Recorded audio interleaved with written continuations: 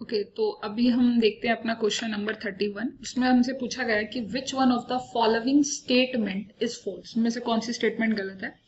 इन्होंने लिखा है कि work is a state function. बिल्कुल गलत तो यही स्टेटमेंट बन जाएगी, वर्क आपका पाथ फंक्शन होता है। ये बात आप अच्छे से जानते होंगे कि जो वर्क होता है वो एक पाथ फंक्शन है। तो बेसिकली यहाँ पर जो आपका ये ऑप्शन है, पहला ही जो ऑप्शन है वो आपका इनकरेक्ट है। टेम्परेचर स्टेट फंक्शन होता है और change in a state is completely defined when the initial, अगर स्टेट की बात करें तो इनिशियल और फाइनल पे स्पेसिफाई होती है। Work appear to be the boundary of the system, तो ये ऑप्शन इसका करेक्ट ऑप्शन हो जाएगा। नेक्स्ट में पूछा है कि इनमें से डेल्टा एच फॉर्मेशन किसका होगा। तो मैंने आपको बताया था कि डेल्टा एच के लिए आप स्टैंडर्ड स्टेट देखिए, आप कुछ मत देखिए, यहाँ पर सिर्फ आपको स्टैंडर्ड स्टेट देखनी है। तो स्टैंडर्ड स्टेट में कार्बन अपनी स्टैंडर्ड फॉर्म में है, ठीक है। अच्छा, उसने और क्या पूछा कि ये इनमें से देखो, carbon monoxide is not in the standard form, है ना। इनमें से आपकी जो कार्बन मोनोऑक्साइड है वो आपका स्टैंडर्ड में नहीं है, तो ये तो ऑप्शन आएगा नहीं। अगर मैं यहाँ पर बात करूँ nitrogen gas and 3 hydrogen gas, carbon diamond and oxygen, अब यहाँ पर आपको देखना पड़ेगा कि कार्बन डायमंड में ऑक्सीजन में CO2 गैस बना रहा है and half hydrogen and half, actual में परफेक्ट जो बन रहा है ना वो आपका यही बन रहा है। एग्जैक्टली आपका ये बनेगा या बी बनेगा इसमें, जिसके delta H formation of the आप निकाल सकते हो, जिसके लिए डिफाइन करोगे वो यही बनेगा। एग्जैक्टली तो यही बनेगा, आपका ए और सी भी नहीं होगा। वेल क्यों नहीं होगा ये भी बता देते हैं। So basically for the standard state the temperature is 25 degree Celsius, और द, या फिर आप ऐसा कह सकते हो कि स्टैंडर्ड स्टेट के लिए टेम्परेचर आपका 298 केल्विन होगा और प्रेशर आप 1 एटमॉस्फेयर कंसीडर करेंगे स्टैंडर्ड स्टेट की कंडीशन। तो इसका मतलब जो थर्मोकेमिकल इक्वेशन आपकी फुली रिप्रेजेंट कर रही है वो आपका HF कर रही है, वन मॉलिक्यूल को रिप्रेजेंट कर रही है। HF यही आपका करेक्ट ऑप्शन होगा, क्योंकि जो हीट ऑफ आपकी इवोल्व या एब्जॉर्ब हो रही है वो elemental in a standard state form, तो वो हाइड्रोजन और फ्लोरीन है आपकी, इज नॉट अ कार्बन। ठीक है, कार्बन भी स्टैंडर्ड में नहीं, क्योंकि डायमंड नहीं बनता पहले, कार्बन का स्टैंडर्ड फॉर्म कुछ और होता है ना। आपको पता है कार्बन का स्टैंडर्ड फॉर्म कुछ और होता है, उससे आपका डायमंड बनता है। और यहाँ पे nitrogen and 3H2 is not, क्योंकि ये 2 मोल दे रहे हैं आपको, 1 मोल की रिक्वायरमेंट होगी, तो बी ऑप्शन आपका करेक्ट होगा। नेक्स्ट आता है कि 2 mole of an ideal gas, आपको नंबर ऑफ जो मोल्स दे रखे हैं वो 2 दे रखे हैं, ठीक है। नंबर ऑफ मोल्स आपको कितने दे दिए, 2। गैस एक्सपेंड कर दिया आइसोथर्मली, और जो वॉल्यूम आपको दे दिया दिस इज 1 लीटर, और उसके बाद जो वॉल्यूम हो गया वो आपका 10 लीटर हो गया। आपको डेल्टा एच निकालना था, एंथैल्पी का चेंज निकालना था इस रिएक्शन के अंदर। तो कैसे करेंगे, और किलो जूल में वैसे निकालना है, तो देखिए कैसे करेंगे। ओके तो हम कैसे करने वाले हैं, देखो हमें पता है कि जो H होता है ना वो किसके इक्वल होता है, E प्लस PV के इक्वल होता है। या फिर मैं इसको ऐसा लिख सकती हूँ कि जो डेल्टा H होता है वो किसके इक्वल है, delta E plus P delta V के, है ना। आप ऐसा लिख सकते हो कि डेल्टा PV, और आपको पता है PV को हम क्योंकि उसने बोला है कि आइडियल गैस है, तो आइडियल गैस के लिए आप लिखते हो कि PV जो होता है वो RT के बराबर है या NRT के बराबर है, NRT। तो जो डेल्टा एच हो जाएगा वो किसके इक्वल होगा, डेल्टा ई प्लस यहाँ पर आ जाएगा डेल्टा NRT के बराबर। अब देखो डेल्टा एच आपको क्या करना है, कैलकुलेट करना है, बट उसने कहा कि एक आइसोथर्मल प्रोसेस है, तो आइसोथर्मल प्रोसेस का मतलब क्या हो जाएगा, आइसोथर्मल प्रोसेस का मतलब है कि टेम्परेचर तो कांस्टेंट हो गया। ऊपर से इसने ये भी बोल दिया कि रिवर्सिबल भी है, तो रिवर्सिबल का मतलब कि वहां पे डेल्टा ई जीरो। अरे भाई यहाँ तो कुछ भी नहीं करना था। इस क्वेश्चन में उसने बोला आइसोथर्मल, तो उसके लिए टेम्परेचर जीरो, टेम्परेचर जीरो यानी ये जीरो हो गया। फिर उसने कहा आइसोथर्मल के बाद की एक रिवर्सिबल प्रोसेस है, और रिवर्सिबल प्रोसेस में आपको ऑटोमेटिकली पता होना चाहिए इंटरनल एनर्जी कितनी होती है, जीरो होती है, या डेल्टा ई का जो वैल्यू है वो कितना होता है, जीरो। तो यानी कि इसका मतलब क्या, जीरो। तो जो एंथैल्पी आएगी वो कितनी आएगी, जीरो आएगी, तो इसका जो ऑप्शन होगा वो सी ऑप्शन करेक्ट होगा। नेक्स्ट आता है आपका question, the enthalpy of the vaporization आपको दे रखा है, डेल्टा एच वेपराइजेशन दे रखा है 30 किलो जूल, मैं इसको जूल में लिख देती हूँ ऐसे, ठीक है। उसने कहा एंथैल्पी ऑफ एंट्रोपी आपको दे रखा है, डेल्टा एस वेपराइजेशन एंट्रोपी आपको दे रखा है 75 जूल, उसने आपको 75 जूल दे रखा है, ये आपका आ गया जूल में। तो आपको बॉइलिंग पॉइंट निकालना है, यानी कि आपको बेसिकली TB फाइंड आउट करना है। बॉइलिंग पॉइंट को मैंने रिप्रेजेंट कर दिया TB से, और आपको प्रेशर दे दिया 1 एटमॉस्फेयर। तो कैसे निकालते हैं जरा, इसके लिए हम यूज करेंगे इक्वेशन।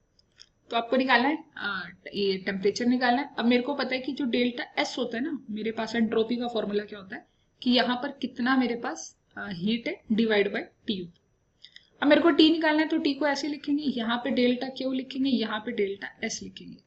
अब डेल्टा एस ये क्यू या इसको मैं एच से रिप्रेजेंट करूँ, कैसे कर सकती हूँ कि उसने बोला रिवर्सिबल है, तो रिवर्सिबल में डेल्टा एच के बराबर आ जाएगा, ये डेल्टा एच हो गया, और डेल्टा एस को आप नीचे लिखेंगे।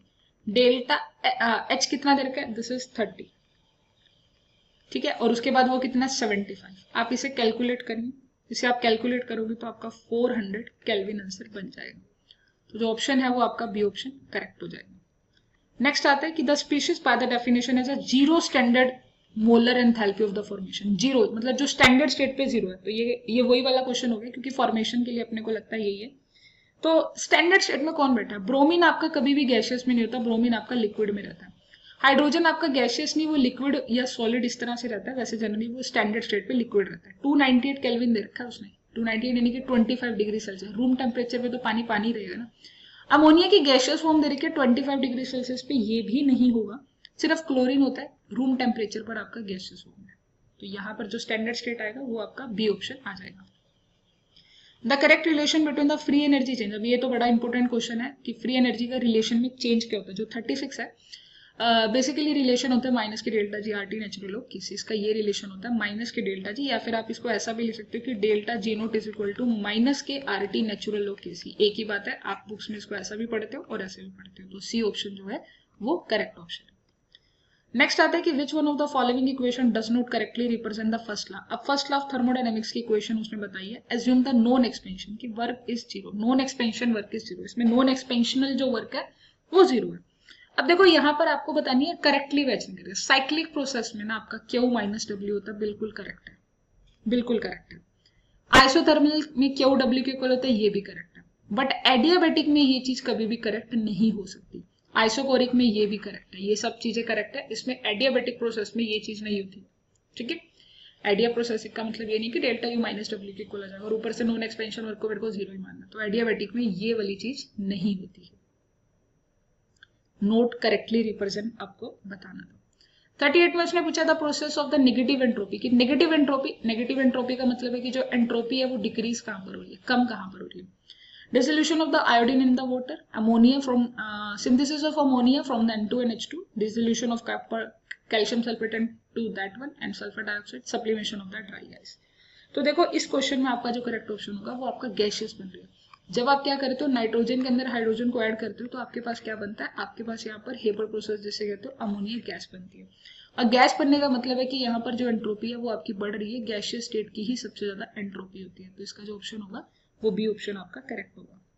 Next 39 question, the specific heat ratio उसने बताया, किसके लिए बताना है, गैसियस नाइट्रोजन। अब जो मेरा नाइट्रोजन होता है ना, nitrogen is a diatomic molecule. आपको ऐसे बताना चाहिए जो नाइट्रोजन है वो मेरा एक डायटोमिक मॉलिक्यूल है, मुझे गामा निकालना है। गामा माने तो Cp माइनस Cv निकालना है। अब वो कैसे निकाला जाएगा, इनके लिए मुझे वैल्यू पता होनी चाहिए। जो बेसिकली वैल्यू होती है Cv की वैल्यू होती है वो 5/2 r होती है और इसकी 7/2 r होती है। तो 5/2 एंड 7/2 r, तो मैं ऐसा लिख सकती हूँ यस। तो आप इसे लिखेंगे Cp इज 7/2 और ये होती है 5/2। से सॉल्व करेंगे तो 7/5, 7/5 का मतलब होता है 1.4। तो इसका जो ऑप्शन होगा वो बी ऑप्शन करेक्ट हो जाएगा। नेक्स्ट आता है 40th question, the total heat of the system eight a constant pressure. आपके पास हीट कंटेंट कांस्टेंट प्रेशर, एक टर्म मैंने बताई थी, अगर कांस्टेंट प्रेशर होता तो उसे आप एंथैल्पी कहोगे, बट अगर वॉल्यूम होता तो आप उसे क्या कहोगे, अगर आप कांस्टेंट वॉल्यूम होता है तो आप उसे कुछ और कहेंगे। ठीक है, इंटरनल एनर्जी की टर्म में कहते हैं उसको, फिर इंटरनल एनर्जी बन जाती है। तो 40th का ए ऑप्शन करेक्ट है। ओके, तो नाउ 41 क्वेश्चन, इसमें आपको बताना है कि maximum efficiency for the Carnot engine. आपको टेम्परेचर दे रखा है यहाँ पर, आपको जो मिनिमम टेम्परेचर है, मतलब मैं इसे टीसी से रिप्रेजेंट करूंगी, दिस इज द जो कम होता है ना लो टेम्परेचर, और जो आपका हाई टेम्परेचर है दिस इज द टीएच, और उसको हमने रिप्रेजेंट कर दिया 200 डिग्री सेल्सियस से। तो मुझे क्या निकालना है, एफिशिएंसी निकालनी है। तो बेसिकली एफिशिएंसी के लिए आप फॉर्मूला क्या यूज करने वाले हो, तो बेसिकली आप क्या करोगे, TH minus TC and divide by TH। Okay, या फिर आप इसको ऐसा भी लिख सकते हो 1/TC/TH। तो ये दोनों फॉर्मूलाज हैं TH। अब इसको केल्विन में कन्वर्ट कर लीजिए, 273 एड ऑन करेंगे तो 373 केल्विन हो जाएगा, 200 करोगे तो कितना आ जाएगा, 473 केल्विन आ जाएगा। आप इसे सॉल्व करोगे तो 473 minus it's 373 kelvin divide by 473। ठीक है, अब मैं इसे कैलकुलेट कर लेती हूँ ना, तो ये ऊपर तो बन जाएगा 100, ऊपर तो इजी है कि ऊपर 100 बन जाएगा, 100 multiply by divide by 473। But into में क्योंकि परसेंट में निकालना तो इनटू में 100 भी करना पड़ेगा, इनटू में कर देंगे 100, तो आपका 21 के नियर अबाउट आंसर आएगा, 21.14%। तो यहाँ पे जो ऑप्शन आएगा वो बी ऑप्शन अपना करेक्ट होगा। 42 में उसने हमसे पूछा है कि आपको यहाँ पे बताना है which of the following changes will be necessarily led to be the non spontaneous stage. Non spontaneous के लिए मुझे बताना है इसके अंदर है, नॉन स्पॉन्टेनियस के लिए तो क्या क्या होगा। देखो अगर आप स्पॉन्टेनियस की बात करते हो, मैं अगर स्पॉन्टेनियस की बात करूँ तो स्पॉन्टेनियस के लिए आपको देखना होता है कि डेल्टा एस आपका ग्रेटर देन 0 होना चाहिए। बट अगर वो नॉन स्पॉन्टेनियस की बात कर रहे हैं ना, तो नॉन स्पॉन्टेनियस के लिए जो डेल्टा एस है वो आपका लेस देन 0 होना चाहिए। लेस देन 0 यानी नेगेटिव, तो ये ऑप्शन हो नहीं सकता। ये ऑप्शन हो सकता है ये या ये। उसने कहा कि डेल्टा एच नेगेटिव होना चाहिए, डेल्टा एच पॉजिटिव, क्योंकि नॉन स्पॉन्टेनियस करना है ना अपने को, तो डेल्टा एच आपका कैसा होना चाहिए, वो आपका पॉजिटिव होना चाहिए। तो पॉजिटिव यानी कि सी ऑप्शन करेक्ट होगा। 42 का सी ऑप्शन करेक्ट है। उसने कहा कि आइसोथर्मल कंप्रेसिबिलिटी फैक्टर आपको बताना है यहाँ पे, जैसे आप अल्फा से रिप्रेजेंट कर रहे हो, वो बेसिकली होता क्या, बेसिकली चेंज होता है वो और कुछ नहीं होता है। जैसे आप बोलते हैं ना स्ट्रेस बाय स्ट्रेन होता है, तो वो बिल्कुल आइसोथर्मल वाला जो होता है वो स्ट्रेस बाय स्ट्रेन ही होता है। बस इसमें फर्क क्या होता है कि आप यहाँ पे लिखते हो डीवी बाय वी, यहाँ पे वॉल्यूम का चेंज, नीचे प्रेशर और कांस्टेंट एट द टेम्परेचर। तो ऐसा कोई रिलेशन है, देखो ये वाला रिलेशन गलत है, माइनस नहीं है। ये वाला रिलेशन भी गलत है क्योंकि टेम्परेचर, आइसोथर्मल का मतलब ही होता है टेम्परेचर कांस्टेंट होना। यहाँ पे टेम्परेचर और टेम्परेचर ही वेरी कर रहा है, तो option B is the correct option, temperature constant होना चाहिए।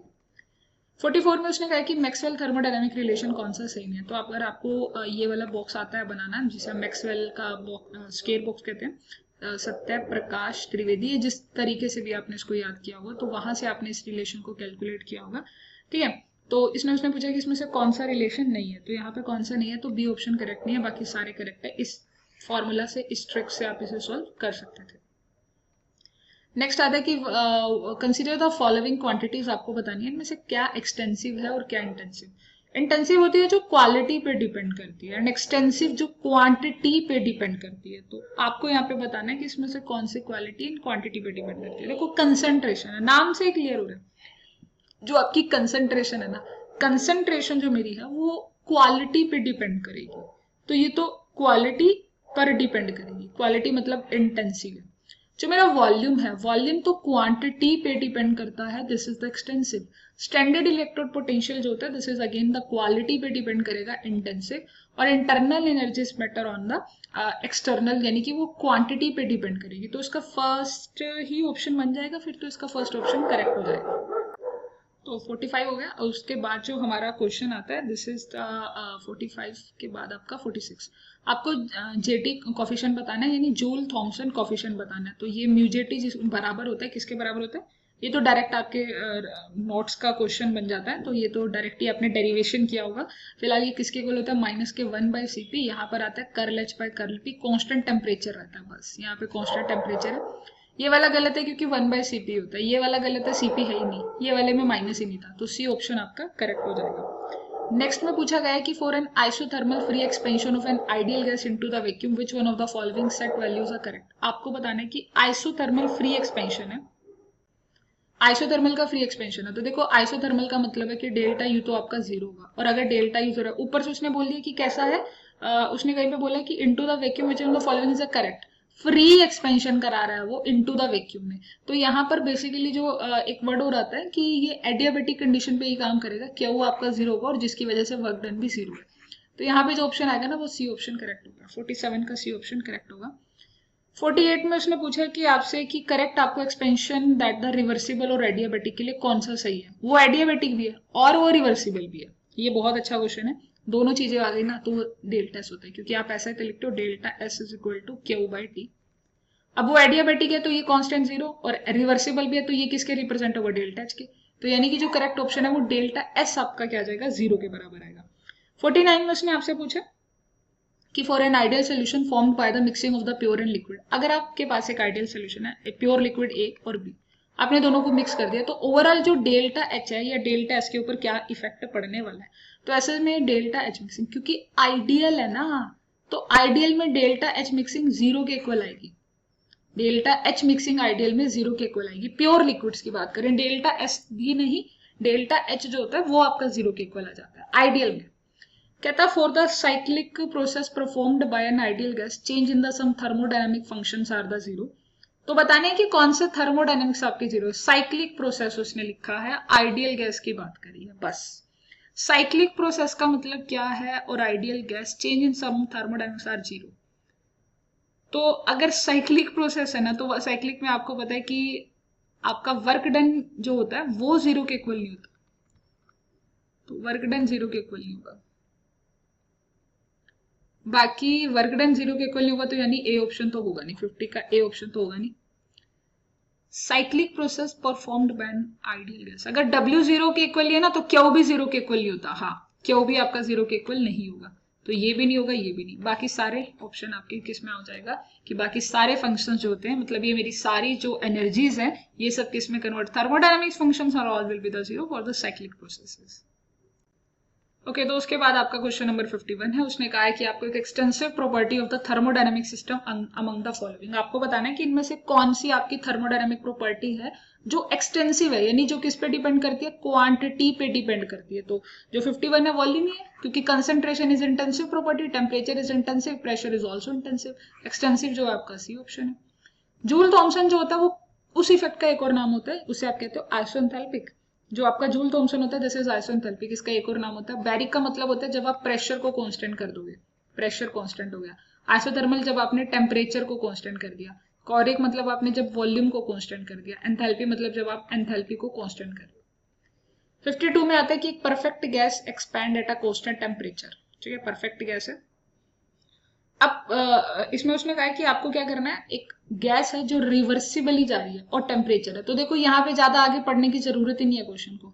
रिवर्सिबल है, कांस्टेंट टेम्परेचर है, तो डेल्टा यू तो जीरो के इक्वल हो जाएगा, सीधा ही जीरो हो गया, क्योंकि constant temperature delta U zero, तो आंसर सीधा ही भी आ जाएगा। इसमें उसने कहा कि स्पोनोटेनियस के लिए कौन कौन सा क्राइटेरिया, स्पोनोटेनियस है ना, हाँ, स्पोनोटेनियस के लिए कौन कौन सा क्राइटेरिया आपका सही है। तो देखो स्पोनोटेनियस के लिए आपका जो डेल्टा जी होना चाहिए ना वो लेस देन जीरो होना चाहिए स्पोनोटेनियस के लिए, और जो डेल्टा एस है वो ग्रेटर देन जीरो होना चाहिए। तो ये दो चेक करने हैं सिर्फ आपने, ये दो चीजें। डेल्टा यूज ये मैटर नहीं करेगा, आपका first and third is the right option. The equation that is not the true for the mixing of the two ideal gas, अगर आप दो आइडियल गैस को मिक्स कर रहे हो कांस्टेंट टेम्परेचर और प्रेशर पे, तो वहां पर कौन सी सिचुएशन सही नहीं है। उसने पूछा कि कौन सी सिचुएशन सही है। ये बिल्कुल होता है, ये भी होता है, ये भी, सिर्फ ये नहीं होता। ये नहीं होगा तो इसका आंसर जो होगा delta S mix is equal to zero. जब आप आइडियल गैस को मिक्स कर रहे होते हैं ना, तो आपकी डेल्टा एस मिक्सिंग जो होगी ना, एंट्रोपी, क्योंकि वो तो बढ़ेगी, वो जीरो थोड़ी हो जाएगी, एंट्रोपी तो बढ़ेगी, वो कह रहे जीरो हो जाएगी, गलत है। आइसोथर्मल एक्सपेंशन कोफिशिएंट, यानी कि अगेन आपको बैरिक निकालना, तो आपको बीटा का वैल्यू कैलकुलेट करना था। एक्चुअल में जो बीटा होता है ना वो यहाँ पर किसके बराबर आएगा, जो आपका बीटा होता है वो 1/t के आ जाएगा, या गामा आप इसे रिप्रेजेंट करते हो, क्योंकि अगर आप उसे बीटा से रिप्रेजेंट कर रहे हो तो 1/t के इनवर्सली। सॉरी, इसमें आपसे पूछा है कि curl U by curl V at a constant temperature for an ideal gas. तो आपसे उसने पूछा था कि इसके अंदर फॉर एन आइडियल गैस के बारे में आपको बताना है, तो इनमें से कौन सा, ये इसका आंसर क्या आएगा, पॉजिटिव नेगेटिव, सिंपल। वो पूछ रहे हैं कि इसका आंसर क्या होगा। तो क्योंकि आइडियल गैस की बात कर रहा है और उसने क्या रखा है, टेम्परेचर को कांस्टेंट रख दिया, तो इंटरनल एनर्जी तो जीरो हो जाती है। ज्यादा पढ़ने की जरूरत ही नहीं है इस चीज में, टेम्परेचर कांस्टेंट है तो internal energy automatically zero.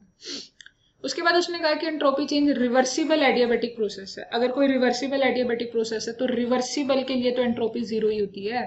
Adiabatic process देखो ना, delta S is equal to Q by T, उसने कह दिया एडियाबेटिक प्रोसेस है तो ये जीरो हो गया, है ना, 0/t is equal to zero. फिर उसने कहा कि variations of the chemical potential with the pressure result in, आपको बताना है केमिकल पोटेंशियल, ये थोड़ा सा अलग क्वेश्चन है। इसमें आपका जो होता है ना प्रेशर, आप कह रहे हो केमिकल पोटेंशियल विद प्रेशर, तो किस में आंसर आएगा, तो फिर वो वॉल्यूम में आंसर आएगा, वो ना एंट्रोपी इंटरनल एंथैल्पी नहीं, वो उसे हम बोलते हैं पार्शियल मोलर वॉल्यूम। डेफिनेशन है वो। The relation of the free energy change with the temperature and the pressure, आप फ्री एनर्जी चेंज की बात कर रहे हो, गिब्स फ्री एनर्जी, यानी डेल्टा जी का रिलेशन बताना है टेम्परेचर और प्रेशर के साथ, तो बहुत सिंपल है ये भी। जो इसका रिलेशन होता है वीडीपी माइनस केएसटीटी, कैसे हम निकाल सकते हैं, इसको हम ऐसे निकाल सकते हैं, हम इसका यूज करेंगे। तो मुझे अगर जी निकालना है किस किस के साथ, पी और टी के साथ, तो मेरा आंसर यहीं से बनेगा। पी के सामने वी है तो वीडीपी, टी के सामने एस है तो एसटीटी, अपोजिट जा रहा है तो minus, C is the right option.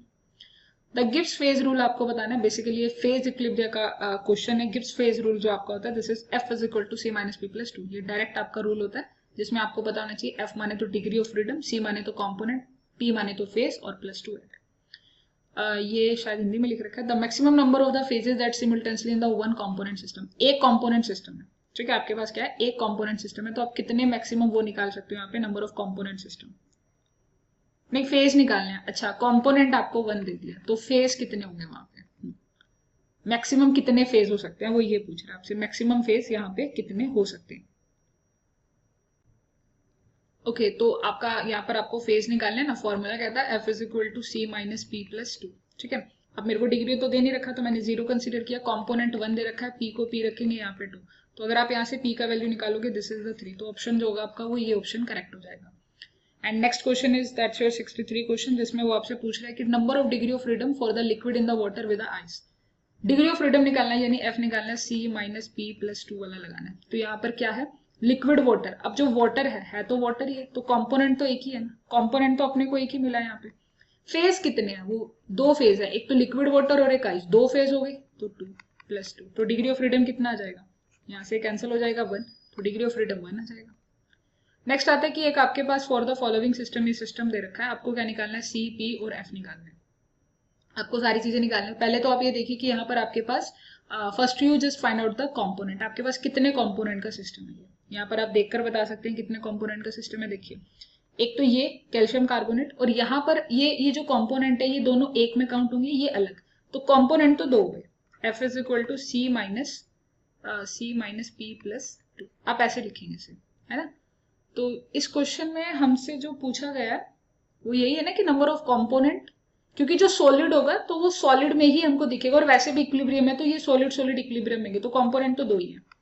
Phase कितने हैं यहाँ पे, फेज आपको 3 मिलेंगे, 3 फेज होंगे यहाँ पे, आपके यहाँ पे 3 फेज होंगे प्लस 2, तो इसे सॉल्व करेंगे तो ये कितना आएगा, गलत कर दिया मैंने इसे गलत कर दिया ना, कैंसिल, 2 और 2 तो 4 होते हैं, -3 is equal to 1, degree of freedom 1 आएगा, तो डी ऑप्शन आएगा। फेज यहाँ पे 3 है, कंपोनेंट ये है, और डिग्री ऑफ फ्रीडम आपका 1 है। ठीक है, फेज आपके 3 काउंट होंगे क्योंकि एक इक्विलिब्रियम भी है ना, फेज निकालने के लिए इक्विलिब्रियम में भी काउंट होगा वो।